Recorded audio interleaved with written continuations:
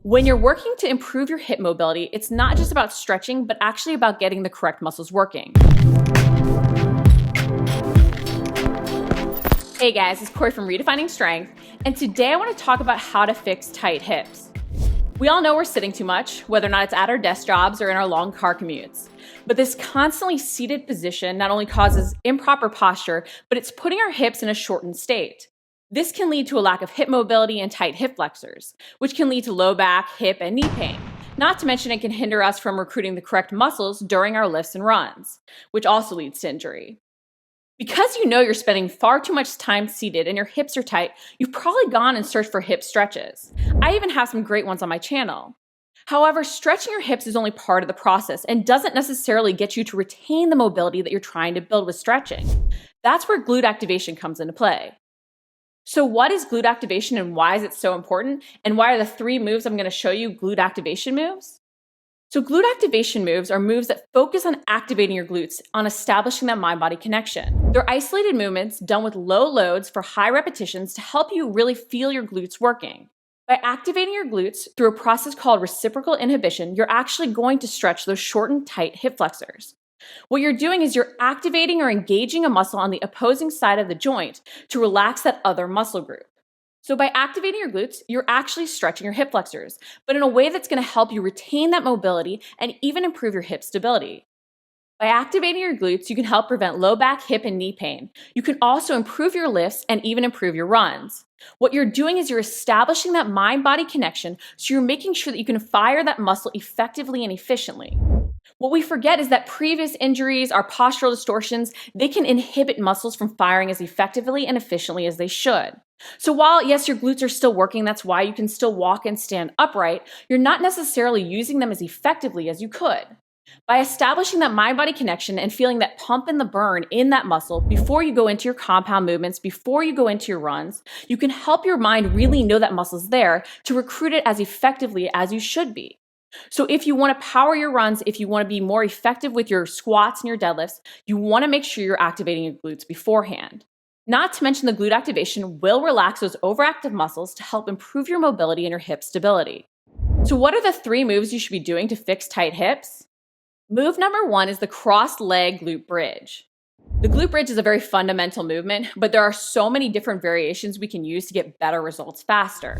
I love the cross-leg glute bridge because it not only works on hip external rotation, but it's a unilateral movement to help us correct imbalances. To do this movement, you're going to cross one ankle over your other knee. You'll then let your knee fall open. But you're not just letting the knee fall open, you're actually actively engaging that glute to help with external rotation. You're then driving through that heel of that standing leg to really work that glute max as well. Because this is a unilateral glute bridge variation, it's going to be more challenging than the bilateral or 2-leg glute bridge. So you do want to make sure you're actively engaging that glute and not letting your hamstring or lower back take over. If you feel your hamstring compensating, if you feel your lower back, guess what you're not getting? You're not getting the full benefit of that movement because you're not actually activating the glute. You're letting that compensation occur, and then you're going to actually perpetuate those improper movement patterns. You're not going to really improve your hip mobility. So if you want to get the full benefits of that external rotation as well as that hip extension of that standing leg, make sure you're really engaging that glute to drive that hip extension. You can also use the posterior pelvic tilt to make sure you're bracing your abs and also driving your hip into extension. So this move is really key because it's going to activate both glutes and work on your hip mobility. Move number 2 is the band Y reverse hyper. If you can get your glute medius firing better, you're actually going to improve your glute max firing because that little improvement in hip stability is going to allow you to better recruit the muscles and activate your glutes. That's why I love the band Y reverse hyper. By adding in the band, you automatically engage your glute medius to help your glute max fire better. And with the wide foot positioning, you're going to make your glute medius work even harder. By then adding in the reverse hyper, you're going to really use that glute max to drive your hip into extension and even hyperextension. The one drawback to this movement is that it's really easy to engage your lower back to try and get that extra extension, that extra lift at the top. So as you do the movement, be very conscious that you're not just trying to lift higher and arching your lower back. We want that glute max to really drive that hip into extension. That's what ends up relaxing the overactive hip flexor and actually getting the glutes to really fire to improve your hip mobility and stability. Some cues I really like for this move are think about driving your hip bones actually down into the bench. And as you lift up, instead of cueing someone to lift up or thinking lift your legs up higher, think about trying to stop the movement by engaging your glute. By squeezing your glute, you're going to help yourself perform the range of motion that you're actually able to control with your glutes. So you're going to relax that overactive hip flexor without engaging your lower back at all. Another great thing about using the band is that by activating your glute medius, you are going to help yourself activate your glute max so you're not as tempted to use your lower back. You can keep your legs a little bit closer together, but that wider foot position and even slight external rotation of your feet can really help you engage that glute max if you struggle. Move number 3 is the glute bridge hold with abduction. So when we think about abduction movements, we usually think about the clam or a standing lateral raise or even side shuffle with mini band. The thing is a lot of these positions already put our hips into a flex state. By doing the bridge hold with abduction, we're actually driving our hips into extension before we then do the abduction. This is a great way to not only target our glute medius, but make sure that we're working all the different fibers in different postures. Often we think about using a heavier resistance or adding more reps to advanced movements, but sometimes we simply want to do the same but different. It means using a different posture to do the same basic movement. So the glute bridge top hold with abduction is a great way to not only drive your hips into extension to work on your hip extension and get your glute max firing, but also strengthen your glute medius. To do this move, you'll want to hold the top of a glute bridge with your feet about hip width apart. Holding the top of the bridge, you'll then want to push out against the band to abduct. By pushing out, you'll feel your glute medius work even harder. Make sure you're in control of the band and not letting your knees cave in. Also, make sure you stay completely extended.